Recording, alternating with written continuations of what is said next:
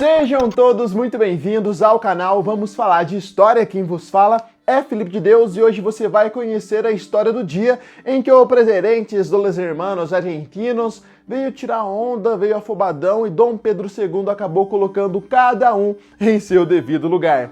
Essa história foi compartilhada pelo professor Daniel, que desenvolve um trabalho magnífico na página Brasil Imperial, tanto no Instagram quanto no Facebook. Super recomendo o trabalho do professor Daniel. Desde muito tempo, o Brasil, com todos os seus recursos naturais, territoriais e logísticos, foi alvo de disputas.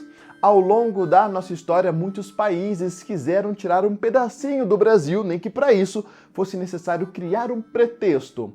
Em 1882, há 138 anos, o Brasil se viu envolvido em mais uma crise diplomática na região da Prata, lá no sul do Império. O exército imperial brasileiro tinha instalado colônias militares nas margens dos rios Chopin e Chapecó, que até então era reivindicado pela Argentina como sendo parte de seu território.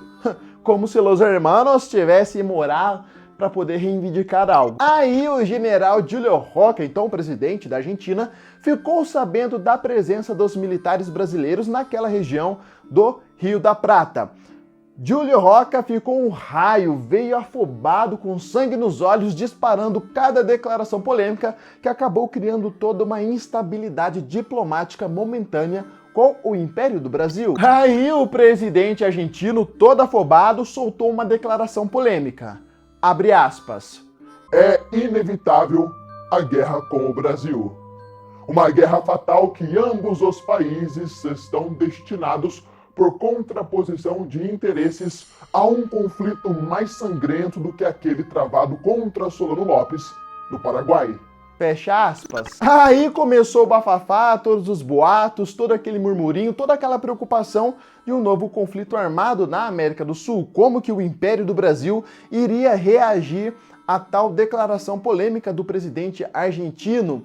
Naquele momento, a relação diplomática entre o Império do Brasil e a Argentina ficou abalada, ainda mais com a presença de militares brasileiros na região da Prata. Foi aí que um político argentino chamado Domingos Sarmiento, sabendo que entrar em guerra contra um país 10 vezes maior que o seu ia dar uma merda, declarou, dizendo que a única esperança para evitar um conflito entre o Brasil e a Argentina era o imperador Dom Pedro II. Aí um ex-presidente argentino chamado Nicolás Avellaneda, tentando desconversar as declarações do então presidente argentino Júlio Roca, partiu para uma viagem diplomática rumo ao Brasil para se reunir com Dom Pedro II.